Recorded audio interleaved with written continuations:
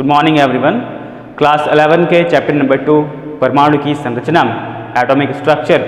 आज हमारा टॉपिक है कि determination of charge to mass ratio of electron. तो आइए देखते हैं कि जे थॉमसन ने कैसे charge to mass ratio calculate किया था। तो उसके लिए उन्होंने एक डिस्चार्ज ट्यूब लिया है, जैसे कि आप यहाँ पे देख पा रहे हो। डिस्चार्ज ट्यूब में दो सेक्शन हैं, यहाँ पे दो सेक्शन है। एक सेक्शन नंबर 1 इसको आप मान लो, और ये हाफ ये इधर है, और ये सेक्शन नंबर 2 ले लो। क्लियर? अभी आप सेक्शन नंबर 1 में देखो क्या हो रहा है। क्या है कि यहाँ पे दो डिफरेंट इलेक्ट्रोड्स लगे हुए हैं, एक कैथोड है और एक एनोड है।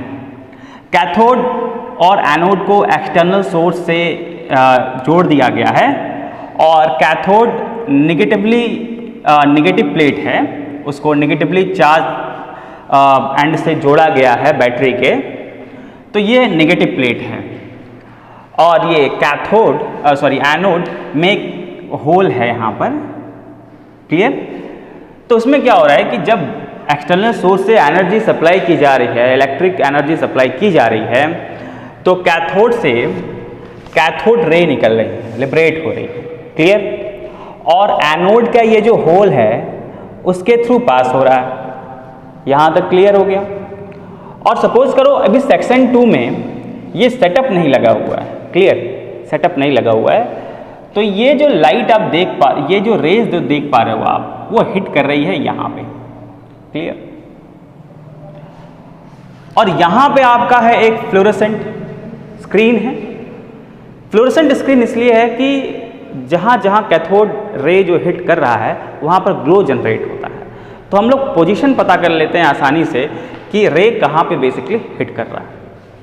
क्लियर हो गया ये चीज़ कि स्ट्रेट लाइन में जो है हमारा कैथोड रे जा रहा है, क्योंकि यहाँ पर हिट कर रहा है, यहाँ पे ग्लो जनरेट हो रहा है। क्लियर?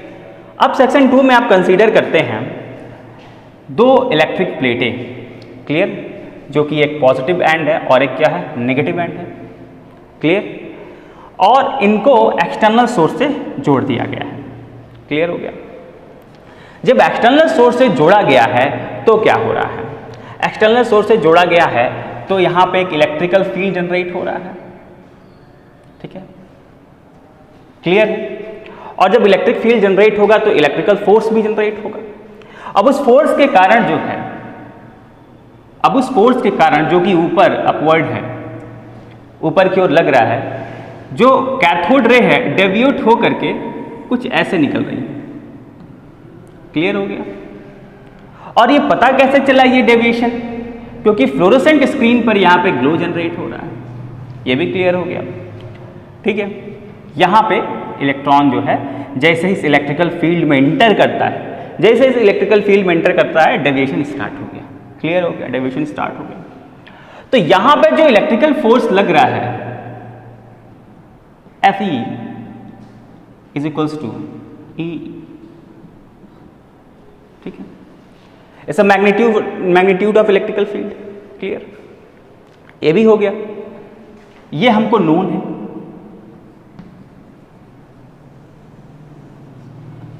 है।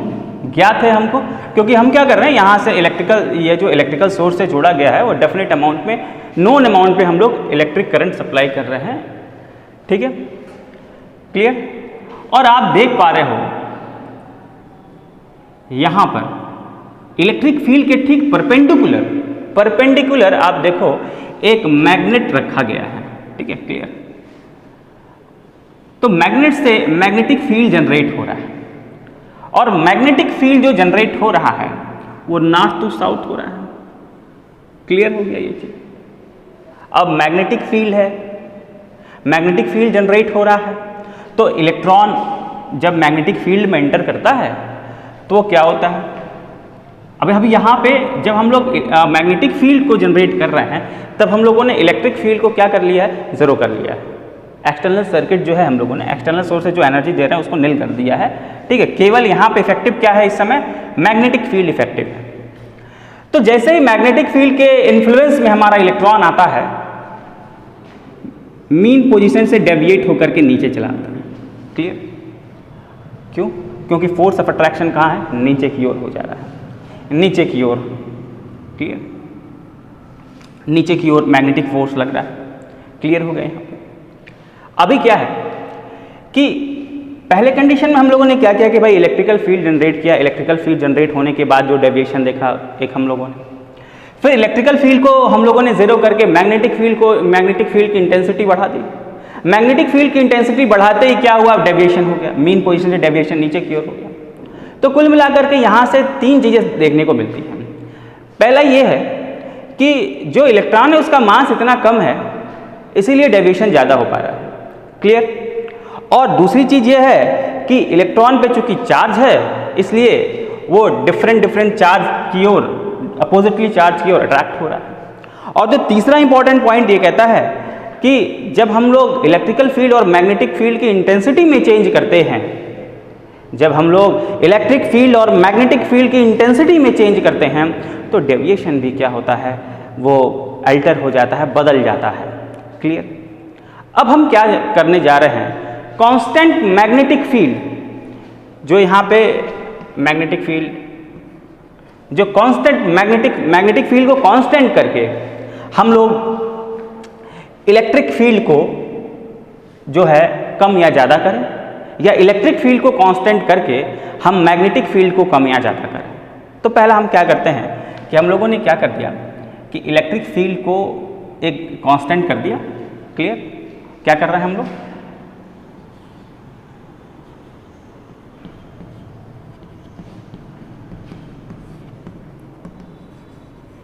इलेक्ट्रिक फील्ड कांस्टेंट करते हैं, निल नहीं कर रहे हैं, कांस्टेंट करते रहे।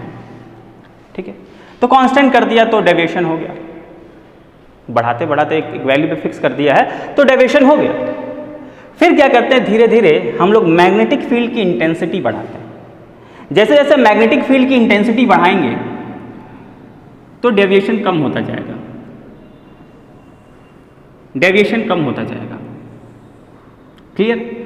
और लास्ट में क्या होगा, जब मैग्नेटिक फील्ड की इंटेंसिटी और इलेक्ट्रिकल फील्ड की इंटेंसिटी दोनों जब बराबर हो जाएंगी, जब दोनों ही इंटेंसिटी बराबर हो जाएंगी, तब जो हमारा कैथोड रे है, बेसिकली जो हमारा कैथोड रे है वो एक मीन पोजीशन पे स्टेबल हो जाएगा। उस कंडीशन में हम लोग कहेंगे कि the intensity of electrical field, intensity of electrical field, intensity of electrical field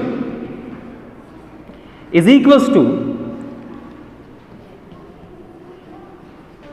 intensity of magnetic field।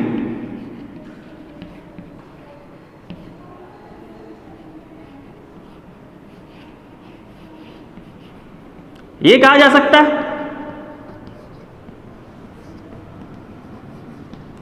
या एक और चीजें कही जा सकती हैं इसके विषय में। एक और चीज कहा जा सकता है, the electrical force Fe is equals to the magnetic force. ऐसे कंडीशन में ही ये जो कैथोड रे है वो मीन पोजीशन को हम लोग मिल सकता है, या तो मैग्नेटिक फील्ड और इलेक्ट्रिकल फील्ड दोनों को हम जीरो कर दें तो हो सकता है, या इलेक्ट्रिकल फील्ड या मैग्नेटिक फील्ड की इंटेंसिटी जो है वो इक्वल कर दें तो भी ये कैथोड रे अपने मीन पोजीशन को जो है वो अटेन कर लेगा, प्राप्त कर लेगा। तो electrical field is equals to E into E and Fb is equals to EVB। Clear? So V is the basically what? V is the velocity of electron। तो यहाँ से हम लोग V क्या है कैलकुलेट कर लेते हैं, is equals to E by B। ये एक इम्पॉर्टेंट रिलेशन मिल गया। बेसिकली मैग्नेटिक फील्ड और इलेक्ट्रिकल फील्ड का जो रेशियो है वही क्या है, आपका वेलोसिटी है, वो वेलोसिटी के इक्वल होगा। क्लियर हो गया। अब हमको क्या करना है, E by M का कैलकुलेशन करना है। तो आइए देखते हैं, ये इन दो प्लेट को हम लोग यहाँ ले लेते हैं, सिंबॉलिकली ले लिया। और इलेक्ट्रॉन अभी इस इलेक्ट्रिकल फील्ड में एंटर नहीं किया है तो हम लोग यहाँ पे उस इलेक्ट्रॉन को ले लेते हैं। क्लियर, कोई इश्यू इसमें? अभी क्या है कि इलेक्ट्रॉन जब इलेक्ट्रिकल फील्ड की इंटेंसिटी 0 है तो ये सीधा जाएगा। Clear, clear. तो यहां पे क्या है, मान लेते हैं इस प्लेट का जो लेंथ है वो x है। क्लियर है? और t समय में, t टाइम में वो x लेंथ को क्या कर रहा है, कवर कर रहा है, ठीक है। और इसकी इलेक्ट्रॉन की जो वेलोसिटी है वो कितनी है, v। तो हम लोग लिख सकते हैं x is equals to v into T. लिखा जा सकता है कि नहीं लिखा जा सकता है? ये इक्वेशन क्या बताता है? ये इक्वेशन बता रहा है कि एक फिक्स वेलोसिटी वाला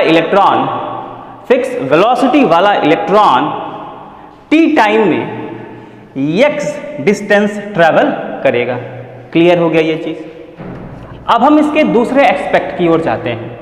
जब हम लोगों ने इलेक्ट्रिकल फील्ड को बढ़ा दिया है, यानी कि हम लोग बात करने जा रहे हैं, डेविएशन की बात करने जा रहे हैं, कुछ ऐसा। तो y एक्सिस पर ये डेविएशन होगा, क्लियरली। x एक्सिस है और ये y एक्सिस है। y एक्सिस के अलोंग ये डेविएशन हो रहा है। y एक्सिस के अलोंग ये डेविएशन क्यों हो रहा है? क्योंकि इलेक्ट्रॉन जो है वह वैद्युत क्षेत्र के प्रभाव में एक समान वेग से त्वरित हो रही है, एक समान वेग से त्वरित हो रही है। क्लियर? तो यहां पे a एक्सेलरेशन के थ्रू ये क्या हो रहा है, इलेक्ट्रॉन एक डेफिनिट डिस्टेंस ट्रेवल कर रहा है y कंपोनेंट के लिए। तो हम लोग लिख सकते हैं y is equals to half at square plus v initial into T. Clear? यहां पे v i क्या रिप्रेजेंट कर रहा है, इनिशियल वेलोसिटी, y एक्सिस पर इनिशियल वेलोसिटी। और अब देखो इनिशियली y एक्सिस पर कोई भी वेलोसिटी, y एक्सिस पर y कंपोनेंट का बिल्कुल डिस्टेंस ट्रेवल नहीं किया गया है।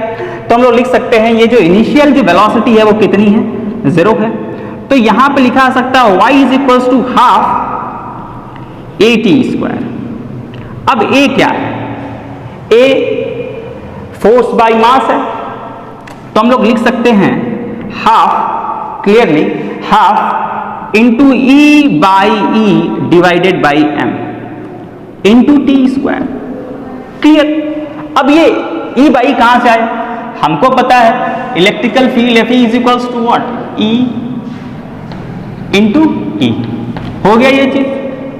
तो ये जो हिस्सा है, अब आप देखो यहीं पे E बाई एम आ गया यहां पे। T कैसे फाइंड आउट करेंगे? T के लिए क्या है, x और v। तो हम लोग लिख सकते हैं